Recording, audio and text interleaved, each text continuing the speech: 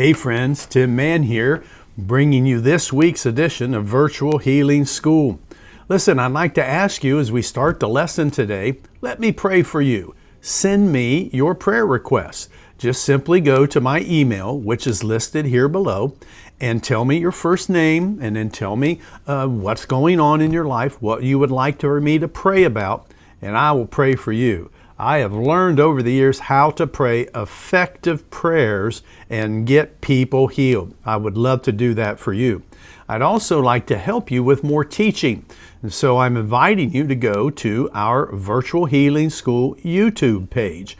And if you just go to YouTube, just get into your YouTube app on your computer, on your smartphone or your tablet, and type in Virtual Healing School. And that'll bring our page up. Now it'll ask you there if you'd like to subscribe, and if you'll click yes, what that'll do is it'll open up everything to you, all of our past videos. I think there's like 70 some, 80 some now teaching videos just like this one concerning biblical healing and health. And so I'd love for you to begin to watch those and listen to them and maybe make some notes because I want you to be healed. All right, let's get right into our lesson today.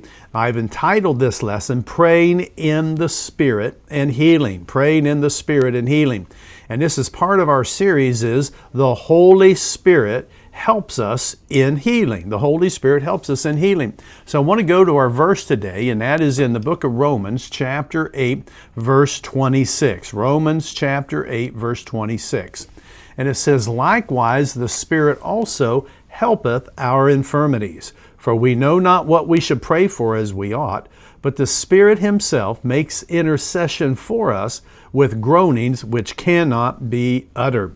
And so here we've talked about this last week when we were dialoguing around this and dissecting this verse. We talked about the word infirmity. It's translated also in the New Testament, sickness. It's the Greek word asthenia, and it means a malady, a frailty, a disease, a sickness. It's the state of being ill and incapacitated in some manner, even disability, or specifically the weakness that comes with sickness. Notice here that the Spirit helpeth our infirmities. Now the word helpeth there, kind of a, well, you know, it's not a good translation concerning the meaty part of what this ancient biblical Greek word is. It's the word sunanti lambano. Sunanti lambano. It's made up of three different Greek words. It's made up of the word sun, which means together with. It's made up of the word anti, which is against, and it's made up of the word lambano, which means to take or to pick something up. And basically what this means is it speaks of the action of somebody else that comes along our side and takes hold together with us against whatever we're fighting against. Now that person is the Holy Spirit. He takes hold together with us against whatever we're fighting against. And in this verse, in this context, it is our infirmities. It's the kinds of diseases that makes disabilities. He wants to go after especially the worst kind, but He'll come after every sickness and disease that tries to attack us. But what I want to do in this, and we taught on this last week, the first part, but I want to teach this week on the subject of how He does that according to this verse. Now I want you to notice here in verse 26, it says that the Spirit Himself makes intercession for us. Now wait a minute, let's pause a minute and think about this.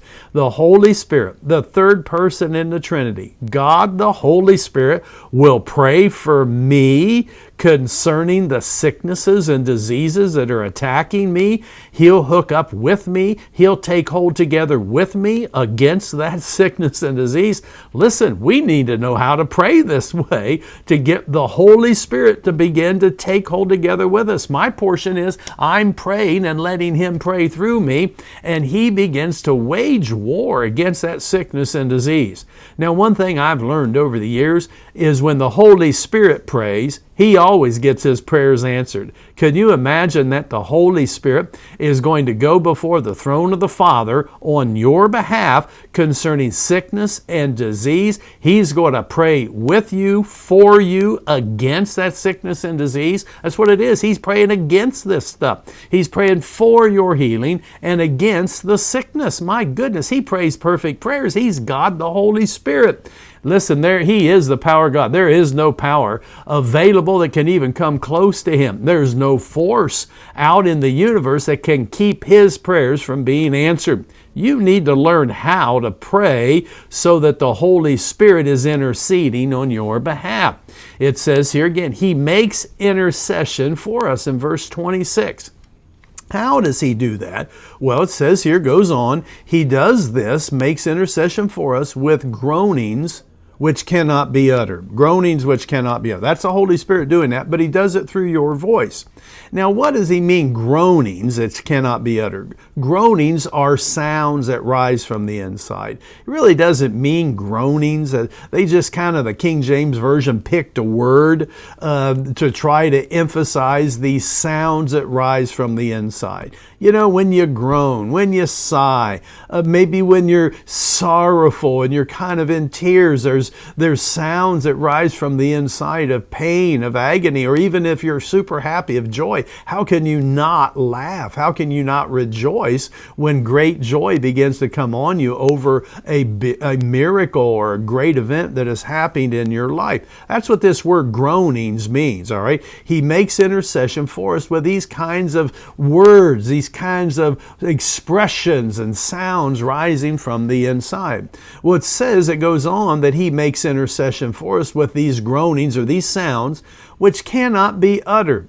Now, the word uttered here does not mean unspoken. It means sounds or words that you can't articulate. You just don't have any words. Have you ever been in pain or you've been in joy to the point there's no words to express what's happening on the inside and how you're beginning to perceive and feel about things? You can't articulate those things in words, but the Holy Spirit can and does. Not articulated with our own words and our own thoughts, but with Him.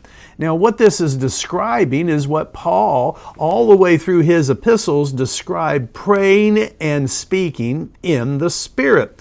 Over in 1 Corinthians chapter 14, verse 15, it says this, "What is it then," Paul says, "by the Holy Spirit, I will pray with the Spirit, and I will pray with the understanding also. I will sing with the Spirit, and I will sing with the understanding also." Well, first let's talk about the understanding. This is talking about my mental abilities. It's talking about my thoughts, all right? And so I pray with my thoughts, what I'm thinking, what I'm feeling. It also talks about my emotions. It even talks about my will, okay? So I'm trying to express in words my will, my feelings, my emotions concerning what I'm praying. Prosukomai, prayer. It's just the regular Greek word for prayer. I pray or I make a petition to God. Only I'm doing this before God so that I might receive the answer to my prayer. But the verse before that, this is 1 Corinthians 14:15, but in 1 Corinthians 14:14, he tells us what this praying in the Spirit is. We kind of just talked about praying with our understanding, but he said, "For I pray with the Spirit and I pray with the understanding." Do you know there's two ways you can pray? You can pray with the Spirit, and you can pray with the understanding. Well, what is praying with the Spirit? All right. Well, in verse 14, it says this, "For I may pray, prosukomai, I may make a petition to God in," he said, "an unknown tongue. And if I do that, that's my spirit praying. But my understanding's unfruitful." So if I pray in the Spirit, I'm praying in this thing called an unknown tongue. Now, unfortunately, the word tongues is greatly misunderstood in the Christian world today. Really, the word tongues was not used in the Bible. It's not the word tongues in the actual ancient Greek wording. It is the word languages. It's the word glossolalia. Glossolalia. It's in the plural most of the time, and it simply means languages. But back in the 1500s, a man named Tyndale came out with an English translation. He was, by the way, he was burned at the stake because the church of that day didn't believe that the people could read and understand the Bible. Putting it in the language of common people, they believed the church would sacrifice people. So they burned him at the stake, did something wrong. Well, thank God he started a wave of translations, especially into English and out of the old Latin language that the Catholic Church of the day used. And so in that one, it was called tongues. Now, tongues is simply glossolalia, and it's the Greek word for languages. He said, if I speak in languages, all right? Listen, kind of get beyond tongues. Tongues has got a bad rap, okay? Yeah, I know our King James uses the word tongues. Many modern translations follow suit and use the word tongues, but its usage has only been about 500 years or so that it's actually been used as the word tongues, maybe even not quite that long. For 1,000 years, it was used as just languages. Paul said in the book of 1 Corinthians chapter 13, he said, though I speak in the tongues or the languages of men and of angels. So this is talking about a supernatural gift, as we talked last week over in the book of 1 Corinthians 12, an ability of the Holy Spirit to speak in languages that are beyond our mental capacities. Well, how do we do that? I've not studied all these languages. Yeah, but the Holy Spirit knows every language. He knows all the languages of people on earth, people who study that. Scientific, it says about 12,000 languages and dialects spoken in the world today. 12,000, and the Holy Spirit knows all of them. I mean, otherwise, how could somebody pray in one of those ancient tribal dialects and God answer their prayers? No, He knows all of them. But it also says that we speak with the languages, plural, of angels. That's again 1 Corinthians 13, verse 1. And so you can speak. Do you know they have multiple languages in heaven? Isn't that amazing? And according to Paul in 1 Corinthians and then over in other epistles, we can speak in all those languages. Not of our own abilities, though. It takes the power and the voice of the Holy Spirit. So I then, in verse 15 of 1 Corinthians 14, I can pray with the Spirit. When I'm praying with the Spirit, I can speak in all those languages, but I can also pray with my understanding. Now, the Holy Spirit, though, He makes intercession for us. We read in Romans 8:26. How does He do that? In these languages, these sounds that we don't understand. The King James says groanings, but it's not talking about a groan. It's not about these sounds that rise from the inside of us. And it's the Holy Spirit making intercession with us. Even though when I'm doing that, my understanding is unfruitful. I don't understand what I'm saying, but God the Holy Spirit is talking to God the Father. He's praying for me in languages I don't understand, but we're talking God praying to God here. Does that make sense to you? And it's a prayer that gets answered immediately. Nothing is left out. Now he goes on here in other verses. So he said here, I can pray in this language. I pray with my understanding. I pray with this languages, these unknown languages, or the King James tongues. But there's other verses that talk about this. In 1 Corinthians 14:2, it says, for he that speaketh in an unknown tongue or an unknown language speaks not unto men, but unto God. So I can now speak, not just pray. Two different Greek words. You know, in the Bible, words mean something, all right? And so there's praying, but then there's also speaking. Now, this word speaking is a different Greek word than praying. It's a Greek word, lalelio, and it means to proclaim something, to give a command, to declare something. So I can pray, and I can declare, and I can give commands in praying in these languages, or praying in the Spirit. For he that speaketh in an unknown language speaks not unto men, but unto God. For no man understands him, howbeit in the Spirit, or literally in spirit, he is proclaiming, declaring, and giving commands to the circumstances of life. Well, that's what the Holy Spirit does when He begins to intercede for us. He starts giving commands. He starts speaking and declaring things. He starts speaking the mysteries of God into existence for our bodies. And it goes on, 1 Corinthians 13, I speak with the languages of men and angels. He says that I'm not, as long as I'm doing it in love, I am not as a sounding brass or tingling cymbal. You and I need to learn how to pray in these two types of prayers.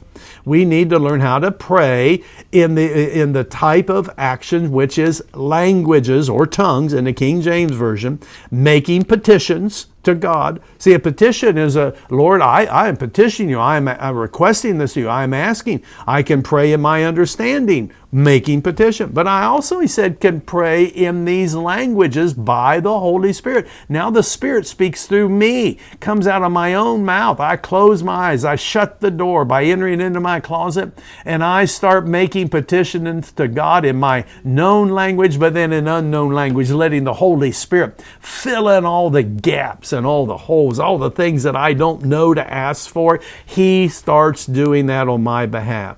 What fool would not want God the Holy Spirit to do this for them? Come on, listen to me, all right? But I can also now, after I pray, now I can begin to speak in these. I can speak to the circumstance. I can speak to the sickness. I can make decrees. I can proclaim. I can give command. Now, it's actually the Spirit doing it out of my mouth, rising up from the inside, doing it out of my mouth.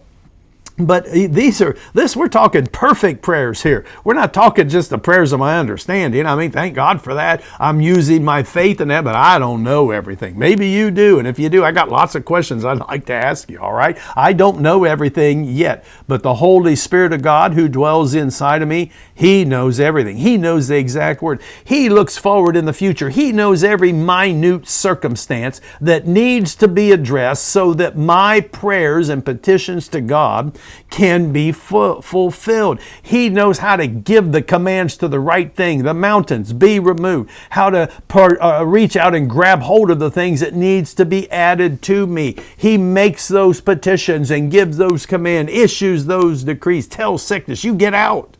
He can do all that. I am limited in my understanding and knowing how to do that, and therefore I pray imperfect prayers in my understanding, but I pray perfect, full prayers when I am praying in the Spirit. The Holy Spirit will make petitions to the Father and then give commands to circumstances when I am praying and when I am speaking in tongues.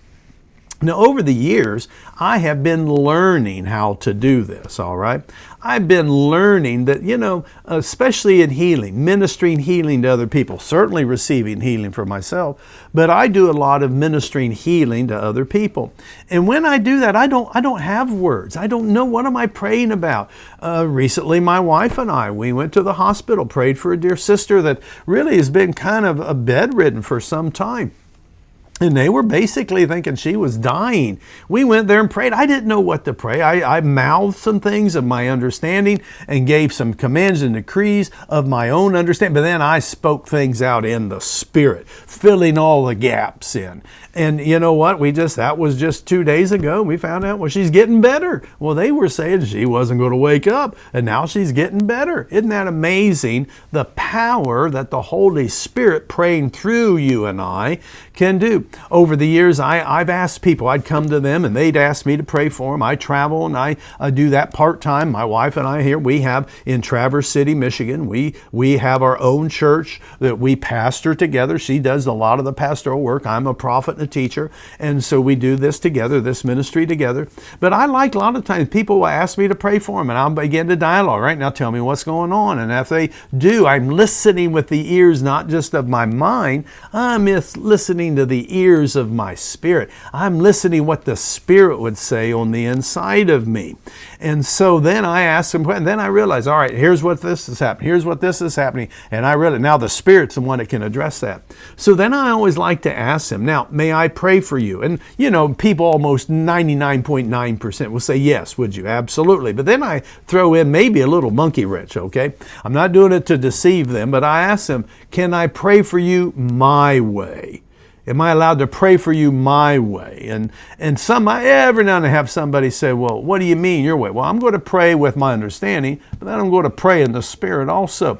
I've had some people say no to me. I remember many years ago, found out about this after the fact. They didn't say it to me audibly to my ears, but they said it to themselves and to other people. I was talking about this subject, praying in the Spirit, letting the Spirit begin to speak to that sickness and disease to get out of your body.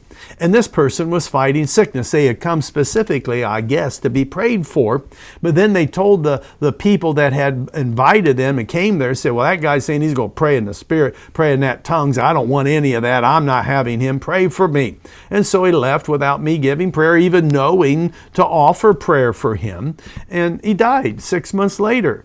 Listen, tradition is one thing, but my goodness, why let tradition get in the way of your healing when you don't know it all yet? Neither do I, but I've learned some things, and I've learned the Holy Spirit knows it all. Why would you want to get in the way of that for somebody to say, I can pray and loose the Holy Spirit's voice, and He can deal with this. He can give some commands. He'll tell that to get out of your body. He'll take every little minute cell. He knows how to pray over it, and He will pray beyond our understanding. So I like to ask people, can I pray my way?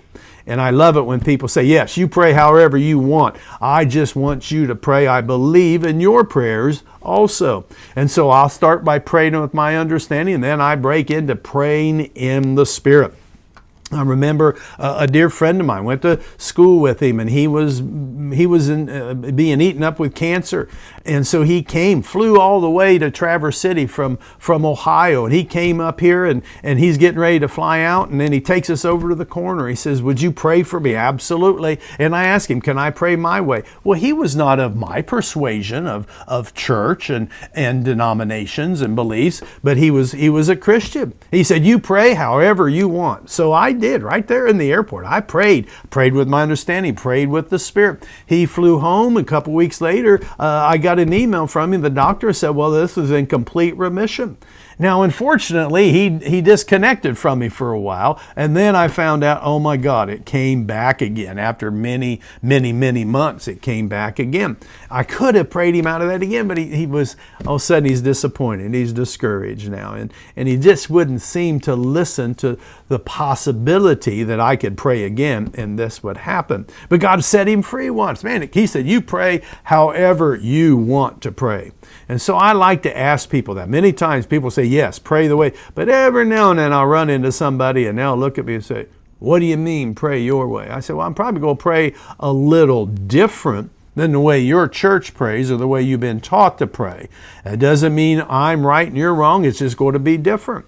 And I've had one or two people said, no, don't do that. If you're not going to pray the way that I pray, it's kind of silly, but I think we just don't want to let go. Why would we let God decide the prayers to be prayed when we're asking Him to heal us, to set us free, to deliver us from this warfare of this sickness and this disease? Man, we want every kind of prayer, especially the praying of the Holy Spirit. Holy Spirit, pray, my God, pray, Holy Spirit. Make intercession for me concerning this infirmity. This is trying to kill me. It's trying to disable me. It's trying to bring me down, make me weak and incapacitated.